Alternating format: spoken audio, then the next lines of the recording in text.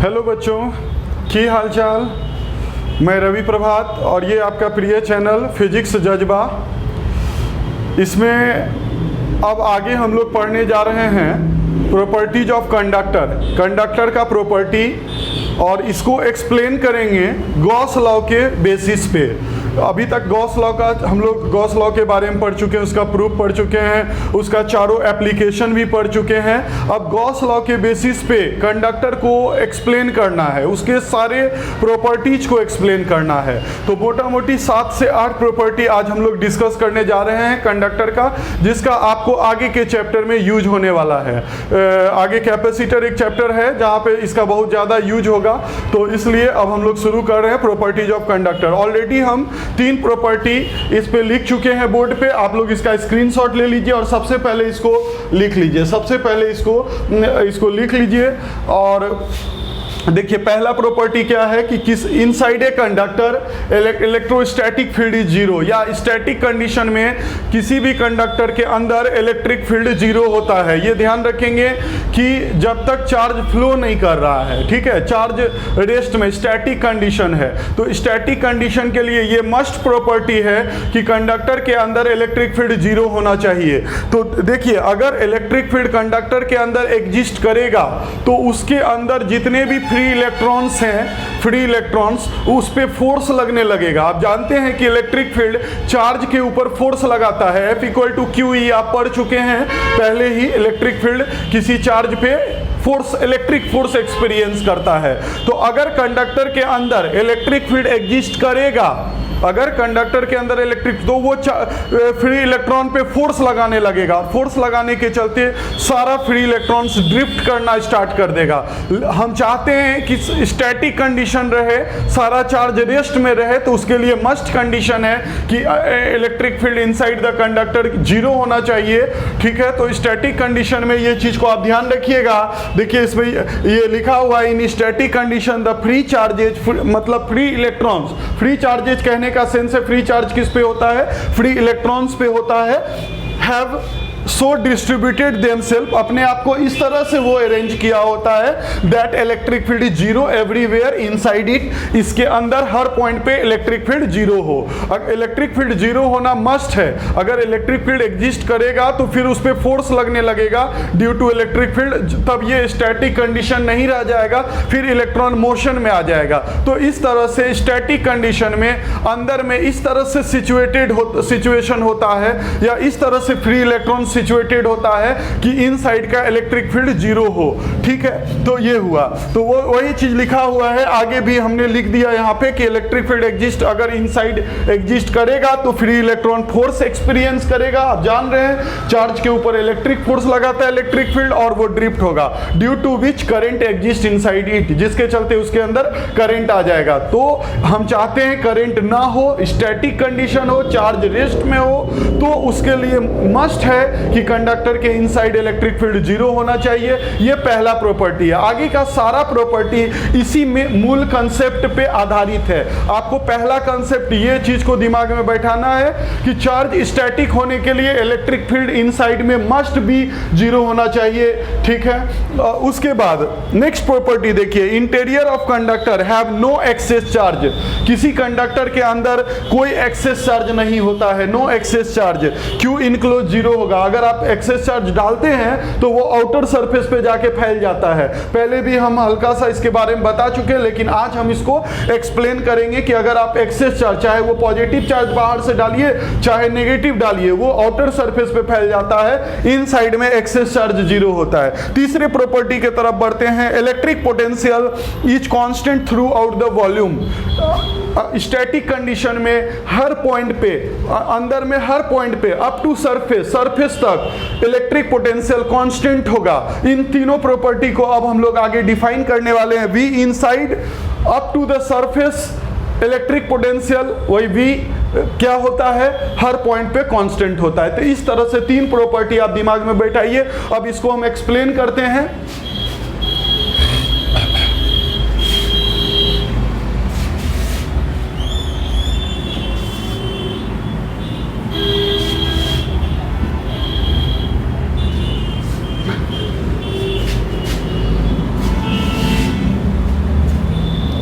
पहला प्रॉपर्टी आप जान चुके हैं, मान लीजिए ये कंडक्टर है, ये कोई कंडक्टर है और ये स्टैटिक कंडीशन है।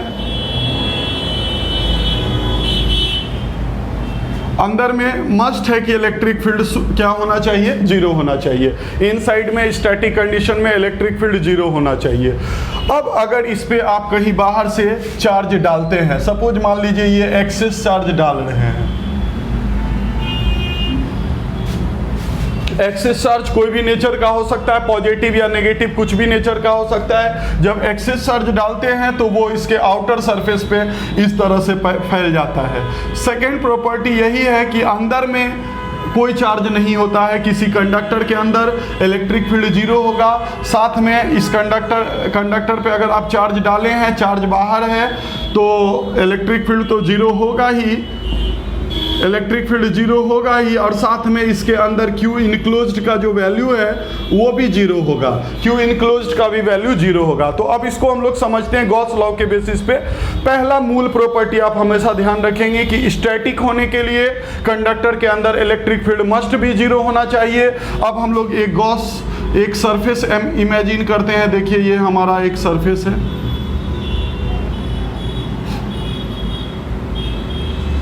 ये हमारा एक सरफेस है। ये कैसा सरफेस है? ये हमारा एक गॉसियन सरफेस है, एक गॉसियन सरफेस है। अंदर से एक गॉसियन सरफेस हम लोग इमेजिन कर लिए, एक क्लोज सरफेस इमेजिन कर लिए इनसाइड से। चूंकि इलेक्ट्रिक फील्ड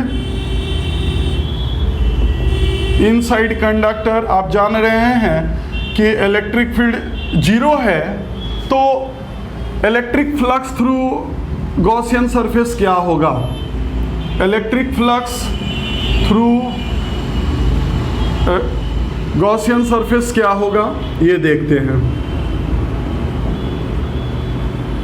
इलेक्ट्रिक फ्लक्स क्या होगा? वी नो दैट कि फ्लक्स का जो फॉर्मूला होता है integration of E dot D S होता है। उस बेसिस पे चूंकि ई का वैल्यू जीरो है, चूंकि ई का वैल्यू इनसाइड में हर पॉइंट पे स्टैटिक कंडीशन, तो फ्लक्स भी हमारा क्या आ जाएगा? जीरो आ जाएगा। यानी कि आप ये भी ध्यान रखेंगे कि किसी भी कंडक्टर के अंदर अगर आप गॉसियन सरफेस इमेजिन करते हैं, उस सरफेस से होकर टोटल फ्लक्स भी जीरो होगा, क्योंकि इनसाइड में इलेक्ट्रिक फील्ड जीरो होता है। ठीक है, उस बेसिस पे फ्लक्स जीरो होगा। और हम लोग ऑलरेडी पढ़ चुके हैं कि फ्रॉम गॉस लॉ से ऑलरेडी पढ़ चुके हैं कि जो फ्लक्स होता है वो 1/ε0 टाइम्स ऑफ क्यू इनक्लोज्ड होता है। तो उस बेसिस पे हम कह सकते हैं Q enclosed by ε0 equal to zero, therefore Q enclosed equal to zero, therefore Q enclosed का वैल्यू जीरो आ जाएगा, देयरफॉर क्यू इनक्लोज्ड का वैल्यू जीरो आ जाएगा। ठीक है, तो इसका मतलब है कि अंदर में इलेक्ट्रिक फील्ड भी जीरो, अंदर में आप एक गॉसियन सरफेस इमेजिन करते हैं क्लोज सरफेस, उससे होकर फ्लक्स भी जीरो, और अंदर में चार्ज इनक्लोज्ड भी जीरो। मतलब कि अगर बाहर से बस चार्ज डाला जा रहा है तो वो आउटर सरफेस पे चला जाएगा, चाहे वो पॉजिटिव हो या नेगेटिव नेचर का चार्ज हो। तो इस तरह से दो प्रॉपर्टी हमारा एक्सप्लेनेशन हो गया। अब थर्ड प्रॉपर्टी के तरफ हम लोग बढ़ रहे हैं। तीसरा प्रॉपर्टी कहता है कि अंदर में थर्ड प्रॉपर्टी का एक्सप्लेनेशन है। पहला फर्स्ट प्रॉपर्टी आप उसको दिमाग में रखेंगे कि इलेक्ट्रिक फील्ड हमेशा जीरो होना चाहिए। दूसरा प्रॉपर्टी आप इस तरह से प्रूफ करेंगे, ये सेकंड प्रॉपर्टी का प्रूफ है। और थर्ड प्रॉपर्टी का प्रूफ के लिए थर्ड प्रॉपर्टी ये कहता है कि अगर किसी कंडक्टर पे चार्ज, तो खैर आउटर सरफेस पे स्टैटिक कंडीशन में आउटर सरफेस पे होगा। ऑलरेडी आप पढ़ चुके हैं कि इलेक्ट्रिक फील्ड अंदर में जीरो होगा, क्यू इनक्लोज्ड जीरो होगा। लेकिन जब इलेक्ट्रिक पोटेंशियल का बात आता है, इलेक्ट्रिक पोटेंशियल जो हमारा थर्ड प्रॉपर्टी है, इलेक्ट्रिक पोटेंशियल V वो हमेशा कांस्टेंट होता है। ठीक है, इलेक्ट्रिक पोटेंशियल क्या होता है? कांस्टेंट होता है हर पॉइंट पे। ठीक है, अंदर में हर पॉइंट पे, मतलब अंदर मतलब अप टू सरफेस तक आप जा सकते हैं। फिर सरफेस के बाहर जाने के बाद इलेक्ट्रिक पोटेंशियल वेरी करता है, बट अंदर तक सरफेस तक हर पॉइंट पे इलेक्ट्रिक पोटेंशियल कांस्टेंट होगा। चूंकि ऑलरेडी आप पढ़ चुके कि इलेक्ट्रिक फील्ड जीरो होता है, देयरफॉर इस बेसिस पे कह सकते हैं minus dV/dr equal to zero हो जाएगा। और जब dV/dr जीरो होगा तो हम आपको बता चुके हैं dV/dr जीरो अगर चार्ज एग्जिस्ट कर रहा है तो कुछ ना कुछ पोटेंशियल तो होगा ही। तो minus dv by D R ये एक रिलेशन है जो ऑलरेडी आप पढ़ चुके हैं, E equal to minus dv by D R. ये रिलेशन आप लोग पढ़ चुके हैं, relation between electric field and electric potential की negative of gradient of electric potential electric field intensity के बराबर होता है, E equal to minus dv by D R होता है। तो जब हम कह रहे हैं कि अंदर में E जीरो होगा तो minus dv by D are भी जीरो होगा, और चूंकि चार्ज एग्जिस्ट कर रहा है तो कुछ ना कुछ तो पोटेंशियल होगा। तो डेरिवेटिव कब जीरो होता है? या तो v जीरो होना चाहिए, या तो v जीरो होना चाहिए, या तो v कांस्टेंट होना चाहिए। चूंकि चार्ज एग्जिस्ट कर रहा है तो कुछ ना कुछ पोटेंशियल होगा। दैट मीन्स कि इनसाइड में जो पोटेंशियल होगा वो कांस्टेंट होगा, तभी ये डेरिवेटिव यहाँ पे जीरो हो पाएगा। उस बेसिस पे हम कह सकते हैं कि अंदर में हर पॉइंट पे v हमारा कांस्टेंट होता है, इनसाइड में हर पॉइंट पे v जो है ना वो कांस्टेंट होता है। कोई प्रॉब्लम इसमें नहीं है, ठीक है। इलेक्ट्रिक पोटेंशियल हम लोग एक प्रॉपर्टी में भी देखे थे, थर्ड एप्लीकेशन में, कि अंदर में हर पॉइंट पे electric potential 1/4πε0 Q by capital R होता है। सरफेस पे भी वही होता है, और जब बाहर गए थे तो फिर हो जाता है formula 1/4πε0 Q by small r, क्योंकि बाहर जाने के बाद फिर पोटेंशियल घटने लगता है, V inversely proportional to small r हो गया था। हम लोग पीछे एक एप्लीकेशन में ये देख चुके हैं। तो खैर आज आप लोग ध्यान रखिएगा, कैसा भी साइज का कंडक्टर हो, किसी भी शेप का हो, उसके अंदर स्टैटिक कंडीशन में इलेक्ट्रिक पोटेंशियल कांस्टेंट होता है, ठीक है। इसके बाद हम लोग यहाँ के बाद अगले प्रॉपर्टी के तरफ बढ़ेंगे। ये हमारा थर्ड प्रॉपर्टी है। एक चीज और है कि अगर इसमें सपोज मान लीजिए चार्ज जीरो होता, कंडक्टर पे कोई चार्ज हम लोग एक्सेस चार्ज नहीं डाले हैं, तो Q जीरो होगा, तो उस कंडीशन में पोटेंशियल जीरो होगा, तो हर पॉइंट पे पोटेंशियल जीरो होगा। दैट मीन्स कि ओवरऑल आप ये कहेंगे कि पोटेंशियल हर पॉइंट पे कांस्टेंट होता है। अब हम लोग फोर्थ प्रॉपर्टी की तरफ बढ़ेंगे। चौथा प्रॉपर्टी है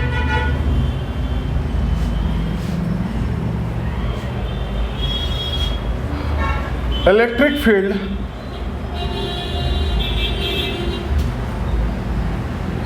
must be normal to the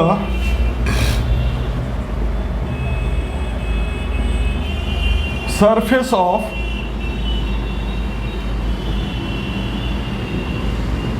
charged conductor। Electric field surface charge conductor के सरफेस से 90 डिग्री बनाएगा। इसको प्रूफ करने के लिए मान लीजिए ये कंडक्टर है और आप इसमें आप ये पढ़ चुके हैं कि अंदर में हर पॉइंट पे v कांस्टेंट होता है। तो अगर हम कोई भी दो पॉइंट सेलेक्ट करें, काफ़ी क्लोज है ये दोनों पॉइंट, और सपोज ये जो डिस्प्लेसमेंट है वो हमारा dr है, ये पॉइंट p है, ये पॉइंट q है, और ये छोटा सा डिस्प्लेसमेंट dr है, और ये रहा इलेक्ट्रिक फील्ड। दोनों के बीच में एंगल है थीटा, ठीक है। ये छोटा सा dr ले लिए हैं सरफेस के ऊपर, और सरफेस से इलेक्ट्रिक फील्ड जो है थीटा एंगल बनाकर निकल रहा है। तो p और q पॉइंट्स पे जितना P पे इलेक्ट्रिक पोटेंशियल होगा उतना Q पे होगा। अभी आप जस्ट पढ़ चुके हैं कि अंदर से लेकर सरफेस तक हर पॉइंट पे इलेक्ट्रिक पोटेंशियल का वैल्यू स्टैटिक कंडीशन में कांस्टेंट होता है। तो जितना पोटेंशियल P पे होगा उतना पोटेंशियल Q पे होगा। दैट मीन्स कि हम कह सकते हैं कि चूंकि dV इक्वल टू यहाँ पे क्या है, जीरो है, देयरफॉर और ऑलरेडी आप एक फॉर्मूला पढ़ चुके, dV equal to minus E dot dr होता है। तो हम कह सकते हैं, ये फॉर्मूला ऑलरेडी हम लोग पढ़ चुके हैं, तो देयरफॉर हम कह सकते हैं कि माइनस E डॉट dr का वैल्यू यहाँ पे जीरो होगा। तो माइनस हटाइए उधर, तो और फाइनली जब ये ब्रेक होगा तो E dr cos थीटा का वैल्यू जीरो हो जाएगा, और E कुछ ना कुछ एग्जिस्ट करेगा ही, क्योंकि चार्ज है, dr डिस्प्लेसमेंट है ही, उसका एग्जिस्टेंस है। दैट मीन्स कि यहाँ पे cos थीटा जीरो हो सकता है, और cos थीटा जीरो होने का मतलब है cos आप जानते हैं 90 डिग्री का वैल्यू जीरो होता है, देयरफॉर थीटा 90 डिग्री होगा। तो इससे पता चल गया कि ये जो एंगल थीटा है हमारा वो 90 डिग्री होगा।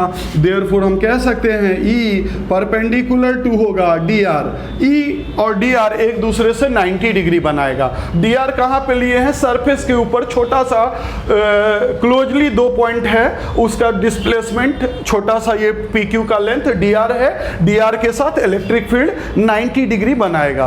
ठीक है, तो हमेशा याद रखिए कहीं भी किसी भी शेप का हो, सरफेस से इलेक्ट्रिक फील्ड 90 डिग्री बनाता है। अगर ये चार्ज कंडक्टर है, अगर पॉजिटिव चार्ज है तो इलेक्ट्रिक फील्ड 90 बना के बाहर निकलेगा, और यही अगर निगेटिव चार्ज डाल दें तो फिर अंदर की तरफ होगा। लेकिन फील्ड लाइंस हमेशा सरफेस के साथ 90 डिग्री बनाएगा।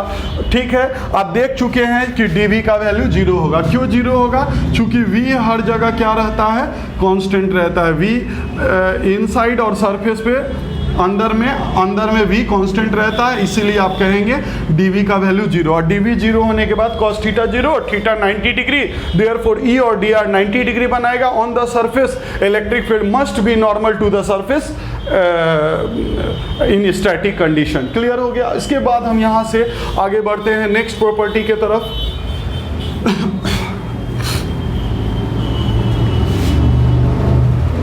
नेक्स्ट प्रॉपर्टी हमारा fifth, electric field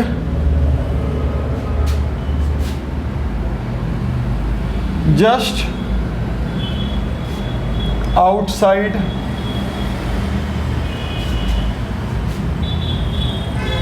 the charged conductor is sigma by epsilon naught, where sigma is surface charge density at that point। ये ध्यान रखेंगे कि electric field sigma bye epsilon not होता है।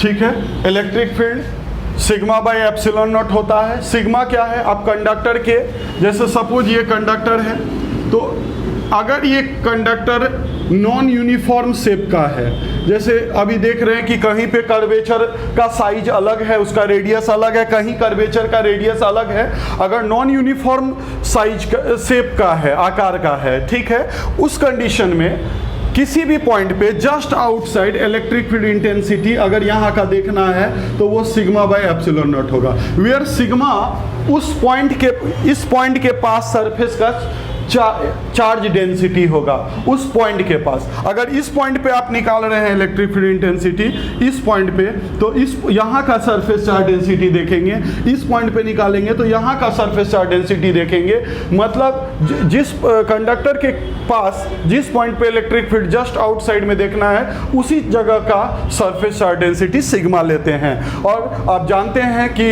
इलेक्ट्रिक फील्ड इंटेंसिटी सरफेस से 90 degree बनाता है। तो ये जो एन कैप देख रहे हैं यूनिट वेक्टर, ये वेक्टर फॉर्म में लिखा हुआ है, ये मैग्नीट्यूड होगा और ये डायरेक्शन होगा। डायरेक्शन किधर होगा? एन कैप यूनिट वेक्टर है, जो डायरेक्शन एन कैप का डायरेक्शन सरफेस के जस्ट परपेंडिकुलर होगा, क्योंकि लास्ट प्रॉपर्टी में पढ़ चुके हैं इलेक्ट्रिक फील्ड सरफेस के साथ 90 डिग्री बनाता है। अब हम लोग इसको प्रूफ करेंगे। इसको प्रूफ करने के लिए अब हम लोग एक गॉसियन सरफेस इमेजिन करेंगे। ये रहा आपका गॉसियन सरफेस, ये गॉसियन सरफेस ले लेंगे, जो इसके चूंकि ये कंडक्टर है, इसके कुछ एरिया को आपको कवर करना है, क्योंकि चार्ज इसके एरिया पे फैला हुआ है, एरिया में फैला हुआ है, तो कुछ एरिया को कवर करना है। तो एक गॉसियन सरफेस लेंगे, सिलिंड्रिकल गॉसियन सरफेस ये ले लिए हैं, जिसका छोटा सा एरिया ये हमारा ds है, ये भी एरिया ds एरिया है, ये भी इनसाइड का हिस्सा है, ये भी ds एरिया है। सरफेस से ये आपको पता चल चुका है इलेक्ट्रिक फील्ड 90 डिग्री बनाता है सरफेस से, ठीक है, तो यहां से 90 डिग्री बनाएगा। अंदर में आप जान रहे हैं इलेक्ट्रिक फील्ड 0 है, इनसाइड में इलेक्ट्रिक फील्ड जीरो है। तो अगर अंदर में इलेक्ट्रिक फील्ड जीरो है तो अंदर के पार्ट में जो गॉसियन सरफेस है उससे होकर फ्लक्स भी जीरो होगा, क्योंकि ई जीरो है। क्योंकि फ्लक्स का फॉर्मूला आप जानते हैं, integration of E dot D S. Flux electric field का ही कॉन्ट्रीब्यूशन होता है सरफेस से। जब इलेक्ट्रिक फील्ड ही जीरो है तो अंदर वाला जो ये गॉसियन सरफेस सिलिंड्रिकल माने हैं, जिसका कुछ पार्ट अंदर है कुछ पार्ट बाहर है, तो अंदर वाले पार्ट का जो इलेक्ट्रिक फ्लक्स होगा जीरो होगा, क्योंकि इनसाइड में इलेक्ट्रिक फील्ड जीरो है। लेकिन अब बाहर आते हैं। बाहर आने पे क्या होता है कि यहाँ पे अगर बात करें तो इलेक्ट्रिक फील्ड ऐसे है, यहाँ पे अगर किसी पॉइंट पे बात करें और एरिया वेक्टर एरिया के परपेंडिकुलर होता है, तो आप देखेंगे कि 90 डिग्री बन रहा है यहाँ पे। यहाँ पे अगर बात करें छोटा सा एरिया लें तो ये एरिया वेक्टर इधर होगा, है ना, और इलेक्ट्रिक फील्ड ऐसे होगा तो बीच में 90 डिग्री है, तो ये हमारा ds हो गया। 90 डिग्री है तो यहाँ भी 90 डिग्री है, तो वहाँ भी इलेक्ट्रिक फ्लक्स जीरो होगा। और ये जो बाहर वाला ये सरफेस देख रहे हैं, इलेक्ट्रिक फील्ड भी ऐसे होगा और ds भी उसी डायरेक्शन में होगा। ये हमारा e हो जाएगा और ये हमारा ds हो जाएगा एक डायरेक्शन में। तो ओवरऑल आप एक बात समझेंगे कि यहाँ पे हम लोग थोड़ा फिगर को क्लियर कर लेते हैं। ये हमारा गॉसियन सरफेस है, बस इस एरिया में इलेक्ट्रिक फील्ड भी इसी तरफ होगा, सरफेस से ऐसे निकलेगा 90 डिग्री, और ये ds भी इसी डायरेक्शन में होगा, तो दोनों के बीच में एंगल कितना डिग्री होगा, 0 डिग्री।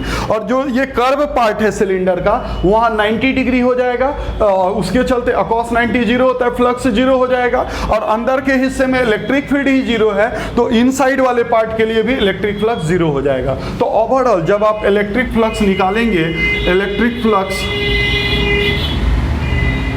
थ्रू, इसी का हम लोग प्रूफ देख रहे हैं, electric flux through cylindrical Gaussian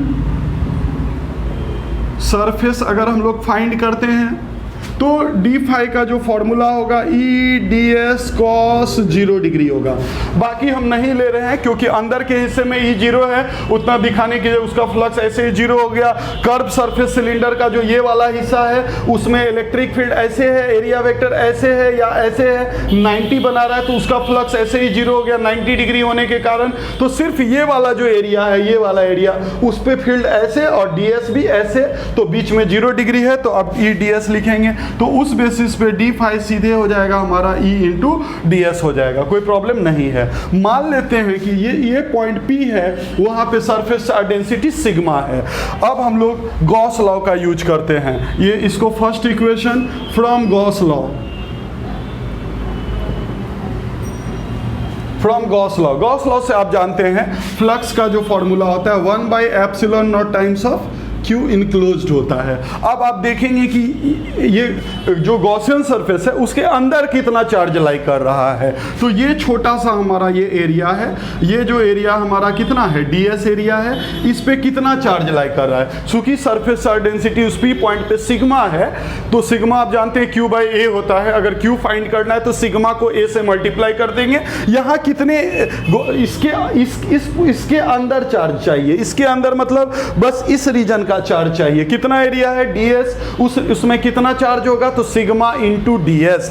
यहाँ पे देयरफॉर फ्लक्स का जो फॉर्मूला होगा 1/ε0 sigma into ds। This is second equation, ये हमारा सेकेंड इक्वेशन हो गया। ठीक है, अब दोनों को इक्वेट कर लेंगे क्योंकि ये भी फ्लक्स है और ये भी फ्लक्स है, दोनों को इक्वेट करेंगे।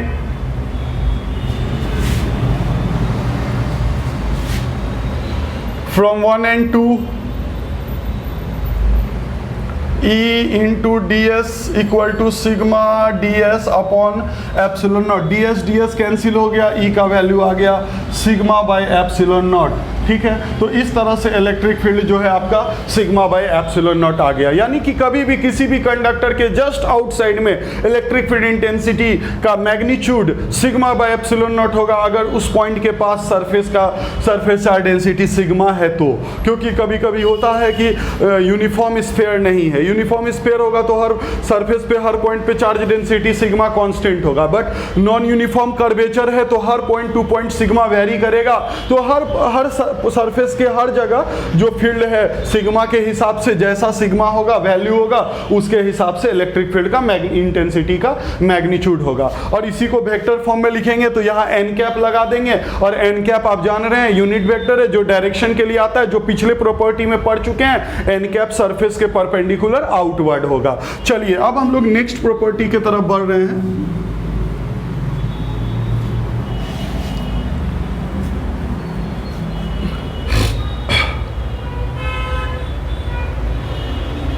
सिक्स्थ प्रॉपर्टी है कि अगर दो कंडक्टर को आप क्लोजली प्लेस्ड करके रखेंगे, क्लोज रखना है जिससे कि एक दूसरे का, ये भी कंडक्टर है और ये भी कंडक्टर है, क्लोज एरिया बहुत बड़ा एरिया है, ठीक है, एरिया बहुत क्लोजली रखना है, काफ़ी क्लोज रखना है जिससे कि एक दूसरे के फील्ड के इन्फ्लुएंस में दोनों रह सके, इसके फील्ड में ये, इसके फील्ड में ये प्रॉपर्टी काफ़ी इंपॉर्टेंट प्रॉपर्टी है जो कैपेसिटर चैप्टर में भी आपको काम आने वाला है। इसमें अगर इस पे आप प्लस क्यू चार्ज डालते हैं या इस सरफेस पे प्लस क्यू चार्ज है तो सामने वाले पे उतना ही मैग्नीट्यूड चार्ज होगा लेकिन नेचर अपोजिट होगा।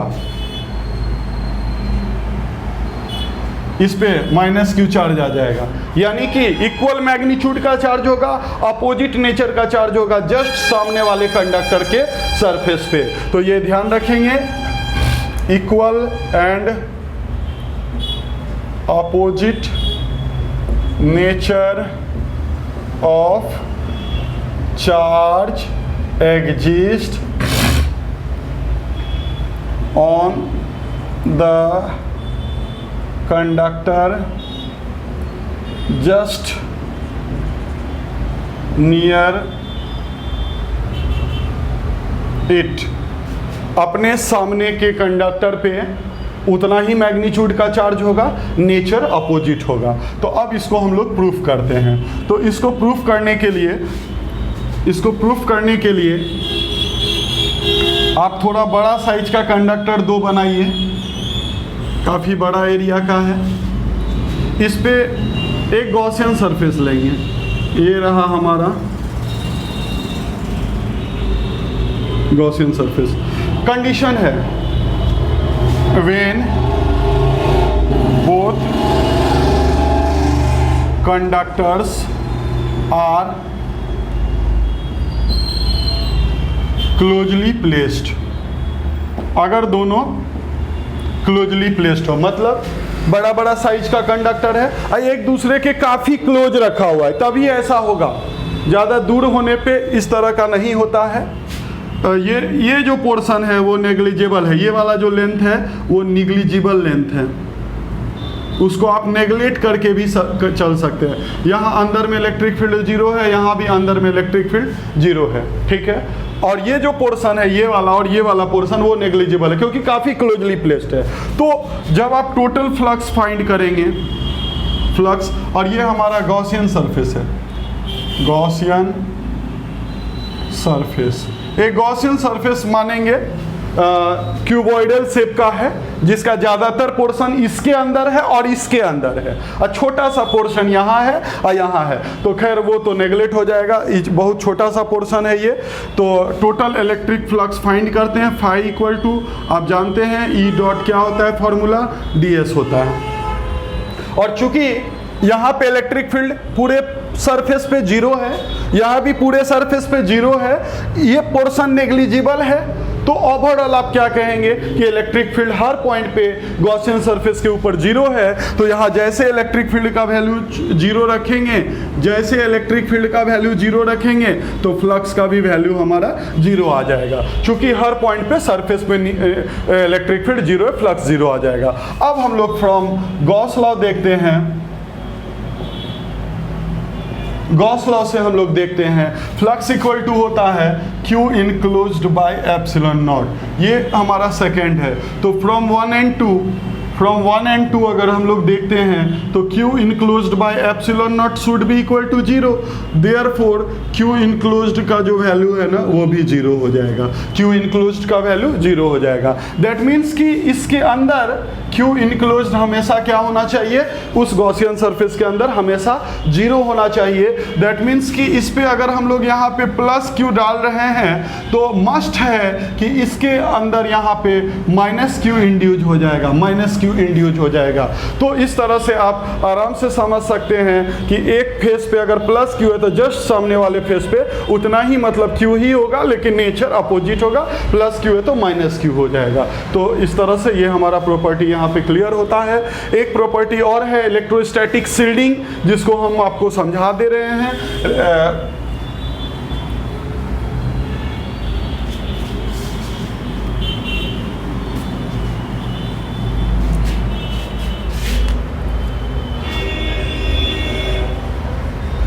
इलेक्ट्रोस्टैटिक शील्डिंग, इलेक्ट्रोस्टैटिक शील्डिंग ये हमारा लास्ट प्रॉपर्टी है, और कुछ एक्स्ट्रा प्रॉपर्टी हम लोग चैप्टर के लास्ट में एक दो देखेंगे। तो इलेक्ट्रोस्टैटिक शील्डिंग क्या होता है, आप शील्ड का मतलब जानते होंगे। देखिए शील्ड वर्ड जो देख रहे हैं, शील्ड मतलब सील कर देना, मतलब जिस पे कोई बाहरी फील्ड का या बाहरी किसी भी चीज़ का इफेक्ट ना पड़े तो उसको कहते हैं कि वो बॉडी सील हो गया। तो यहाँ पे क्या होता है कि जैसे कोई भी कंडक्टर है, कंडक्टर के अंदर मान लीजिए ये उसका कैविटी है, ठीक है, ये कंडक्टर है, उसके अंदर ये उसका कैविटी है, ये हमारा कैविटी है। कैविटी के अंदर स्टैटिक कंडीशन में आप जान चुके हैं कि इलेक्ट्रिक फील्ड 0 होता है।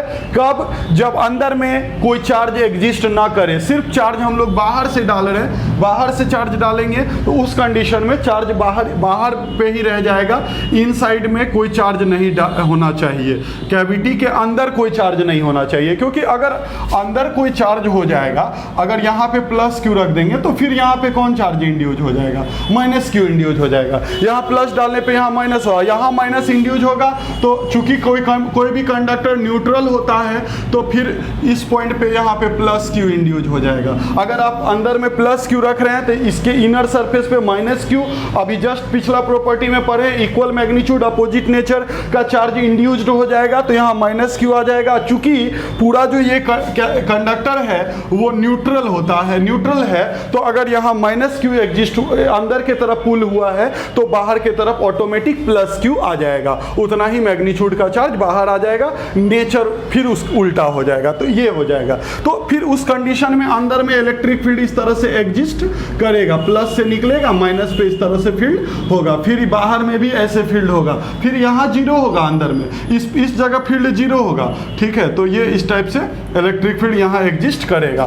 तो ये चीज हो गया, इस तरह से एग्जिस्ट करेगा। लेकिन हम जो अभी पढ़ रहे हैं सिचुएशन कि अंदर में कोई चार्ज नहीं होना चाहिए कैविटी के अंदर, तो उस कंडीशन में इनसाइड में इलेक्ट्रिक फील्ड 0 होगा, ठीक है। चाहे आप इसको बाहरी एक्सटर्नल फील्ड में भी रख देंगे तो इसके अंदर इलेक्ट्रिक फील्ड इंटर नहीं करेगा। जैसे सपोज मान लीजिए ये कंडक्टर है, इसको किसी बाहरी फील्ड में भी अगर हम रख दें तो बाहरी फील्ड कितना भी स्ट्रांग क्यों ना हो, अंदर में इलेक्ट्रिक फील्ड यहाँ पे क्या होगा, ये चूंकि कंडक्टर है तो 0 होगा। तो अगर किसी इलेक्ट्रॉनिक डिवाइस को किसी बाहरी फील्ड से बचाना है, उसके इन्फ्लुएंस से बचाना है, तो उसको इसके अंदर प्लेस कर दीजिए। जैसे इसके अंदर प्लेस करेंगे तो बाहरी फील्ड का उसके ऊपर कोई इन्फ्लुएंस नहीं होगा, तो इस कंडीशन में ये सील्ड हो जाएगा। कोई भी इलेक्ट्रॉनिक डिवाइस है जिस पे बाहरी फील्ड का इफेक्ट पड़ सकता है, जिससे उसमें एरर आ सकता है उसके मेजरमेंट में, तो उसको आप इसके अंदर प्लेस कर देंगे और कैविटी के अंदर रख देंगे। कैविटी के अंदर कोई फील्ड नहीं पहुंच पाता है, तो इस कंडीशन में आप कहेंगे कि ये सील हो गया। तो ये अंतिम प्रॉपर्टी है इलेक्ट्रिक शील्डिंग। आप लोग एक बार एनसीईआरटी बुक से पढ़ भी लेंगे इसको अच्छे से, सारे प्रॉपर्टी को। अब हम लोग मिलते हैं नेक्स्ट